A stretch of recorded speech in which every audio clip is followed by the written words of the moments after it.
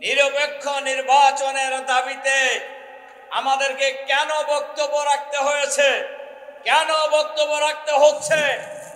আপনারা জানেন, নিরপেক্ষ নির্বাচনের দাবিতে আমরা লড়াই করেছি শেখ হাসিনার সরকারের বিরুদ্ধে, ফ্যাসিবাদের বিরুদ্ধে, ইউনূস সরকারের বিরুদ্ধে। আমরা কেন নিরপেক্ষ নির্বাচনের কথা বলছি? আমরা ইতিমধ্যেই লক্ষ্য করেছি, নির্বাচনের আগেই কোন কোন অফিস আদালত একটি দলের অফিসে পরিণত হয়েছে।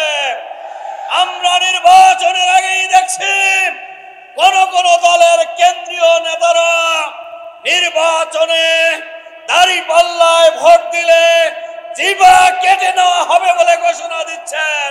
কিন্তু আমরা লক্ষ্য করছি, মাননীয় স্বরাষ্ট্র উপদেষ্টা সাহেব, আপনি নির্বাচনের জন্য প্রস্তুত, আপনি ঘোষণা করছেন, এখনো এই জিহ্বা কেটে নেওয়ার এই সন্ত্রাসী এখনো কেন গ্রেফতার করতে পারেন নাই? আপনি কোন দলের কাজ করছেন সরকারে থেকে? আপনি কোন দলের পক্ষে কাজ করছেন? এই জাতি আপনার কাছে জানতে চায়। আপনারা নিরপেক্ষ সরকার, অন্তর্বর্তীকালীন সরকার, আপনারা ক্ষমতায় বসেন নাই। 2000 মানুষের জীবনের বিনিময়ে, হাজার হাজার মানুষের রক্তের বিনিময়ে, লক্ষ লক্ষ মানুষের ত্যাগ এবং কোরবানির বিনিময়ে ফ্যাসিবাদ মুক্ত বাংলাদেশে একটি নিরপেক্ষ নির্বাচনের জন্য, গ্রহণযোগ্য নির্বাচনের জন্য, গণহত্যার বিচারের জন্য, লেভেল প্লেইং ফিল্ড তৈরি করার জন্য, জুলাই সনদ ঘোষণার জন্য, জুলাই সনদকে আইনি ভিত্তি দেওয়ার জন্য, সংবিধানে সংযোজনের জন্যই আপনাদেরকে ক্ষমতায় বসানো হয়েছে।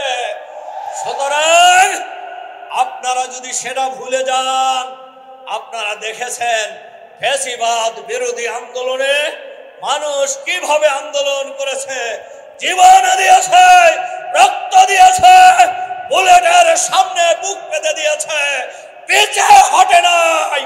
সুতরাং আপনাদেরকে ভালোভাবেই মনে রাখতে হবে, জনগণের সাথে তামাশা করলে, জনগণের মতের বাইরে কোনো কাজ করলে জনগণ এটা বরদাস্ত করবে না।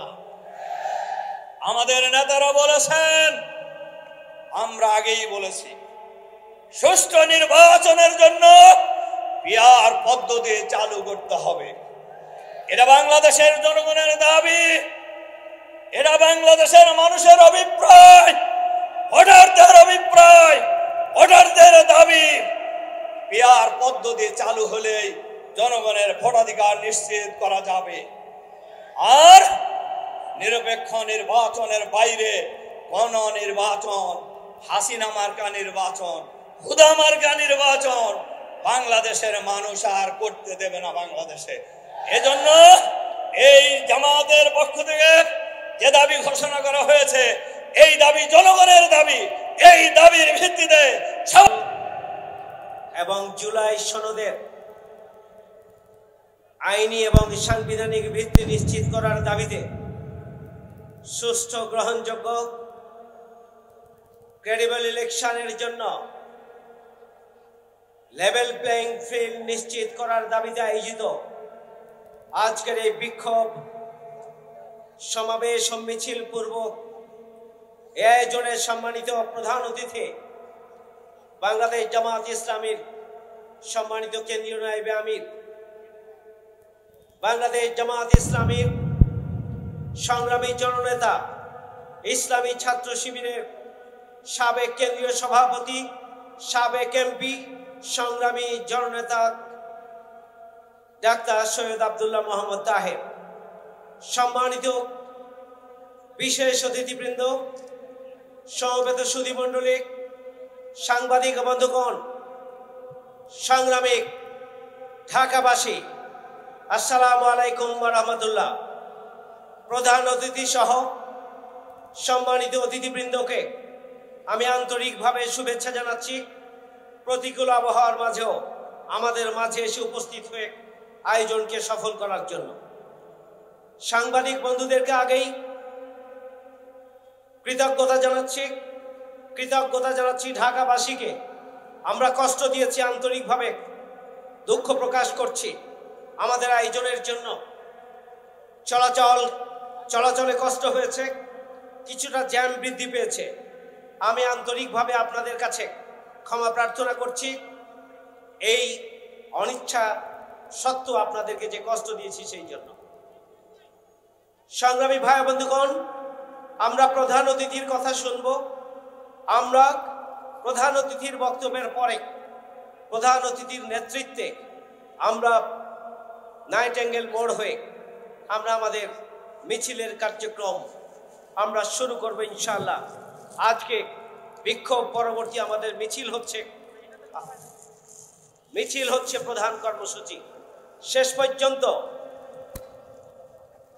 পর্যন্ত সাংবাদিক এবং সর্বস্তরের ঢাকাবাসীকে আমাদের এই মিছিলে সম্পৃক্ত হয়ে মিছিলকে সফল করার জন্য আমি আপনাদের প্রতি বিশেষভাবে আহ্বান জানাচ্ছি। সংগ্রামী ভাইয়ের আমার, আজকে ইতিমধ্যে আপনারা বক্তব্য শুনেছেন। প্রধান অতিথির কাছ থেকে আপনারা আরো গুরুত্বপূর্ণ বক্তব্য শুনবেন। অন্তর্বর্তীকালীন সরকারের প্রধান একটি অপূর্ণাঙ্গ জুলাই ঘোষণাপত্র তিনি ঘোষণা দিয়েছেন। তিনি আইনি ভিত্তির ব্যাপারে কোনো বক্তব্য দেন নাই। তিনি আইনি ভিত্তির ব্যাপারে বলেছেন আগামী দিনে নির্বাচিত সরকার এর আইনি ভিত্তি দেবে। যদি তাই হয় তাহলে অন্তর্বর্তীকালীন সরকারের আইনি ভিত্তি নেই। আপনারা যে ভিত্তির বলে বর্তমানে 1 বছর যাবৎ সরকার পরিচালনা করেছেন, সেটি তাহলে অবৈধ হয়ে যায়। আমরা পরিষ্কার বলতে চাই, অপূর্ণাঙ্গ ঘোষণাকে পূর্ণাঙ্গ করতে হবে। এখানে আমাদের সেনা কর্মকর্তাদেরকে যারা জীবন দিয়েছিলেন সেই ঘটনা এখানে সংযোজন করা হয় নাই। ঘোষণাপত্রে শাপলা চত্বরের নির্মম হত্যাকাণ্ড সংযোজন করা হয় নাই। সাইদি সাহেবের হত্যা করা হয়েছে এবং আমাদের শীর্ষ নেতৃবৃন্দকে হত্যা করা হয়েছে। বিচারিক হত্যাকাণ্ডকে এখানে সংযুক্ত করা হয় নাই। আলেম ওলামাদের অবদানকে এখানে সম্পৃক্ত করা হয় নাই। ছাত্র সমাজের অবদানকে সম্পৃক্ত করা হয় নাই। এই ঘোষণাপত্রে প্রবাসী যারা রেমিটেন্স বন্ধ করে দিয়ে এই আন্দোলনের অংশগ্রহণ করেছিলেন সেই রেমিটেন্স যোদ্ধাদেরকে এই ঘোষণাপত্রে সংযুক্ত করা হয় নাই। আমরা পরিষ্কার করে বলতে চাই, এই অপূর্ণাঙ্গ ঘোষণা পত্র এদেশের জনগণ মানে না। এটাকে পূর্ণাঙ্গ করতে হবে এবং অবিলম্বে এই সরকার প্রয়োজন হলে কোন রাজনৈতিক দল যদি রাজি না হয় গণভোটের মাধ্যমে হলেও এই ঘোষণাপত্র এবং জুলাই সনদকে আইনি এবং সাংবিধানিক কাঠামোর আওতায় নিয়ে আসতে হবে। সংগ্রামী ভাইয়ের আমার, মাসের পর মাস অন্তর্বর্তীকালীন সরকারের পক্ষ থেকে ঐকমত্য কমিশন তারা মিটিং করছেন, খাওয়া দাওয়া করছেন। আপনারা একের পর এক মিটিং, সিটিং, প্রেস কনফারেন্স চালিয়ে যাচ্ছেন। জুলাই সনদের জন্য এখন পর্যন্ত আমরা বুঝতে পারছি না যে আবারও একটি রাজনৈতিক দলের নোট অফ ডিসেন্টের আনুগত্য করবেন না দেশের 18 কোটি মানুষের আনুগত্য করবেন। জুলাই সনদের আইনি ভিত্তি আপনারা দিতে পারছেন কিনা তার উপর নির্ভর করবে।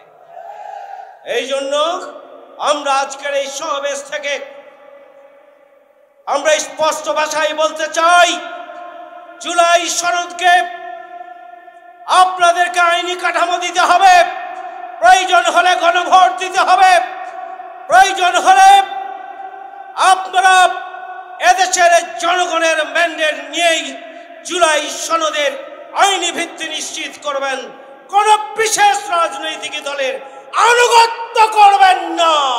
যদি করেন তাহলে আপনারা আন্দোলন দেখেছেন, জামাত ইসলামী, ইসলামী ছাত্র শিবির 18 কোটি মানুষকে নিয়ে যদি রাজপথে নেমে যায় তাহলে ওই যমুনায় আপনারা কেউ থাকতে পারবেন না।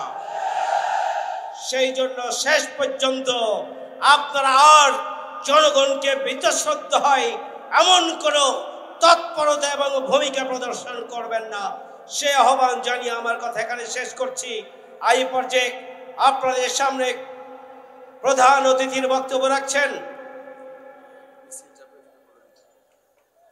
এই পর্যায়ে আপনাদের সামনে প্রধান অতিথি বক্তব্য রাখবেন। প্রধান অতিথির বক্তব্যের পূর্বে একটি কথা বলতে চাই যে আমাদের মিছিল নাইটাঙ্গেল হয়ে আমরা কাকরাইল মোড় হয়ে কাকরাইল মসজিদের এদিক দিয়ে আমরা মৎস্য ভবন হয়ে শাহবাগের দিকে আমাদের মিছিল এগিয়ে যাবে।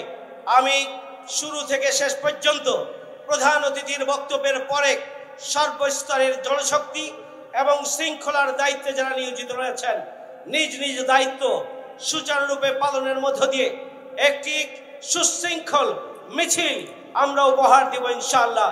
সংগ্রামী ভাই বন্ধুগণ, আজকের এই ঐতিহাসিক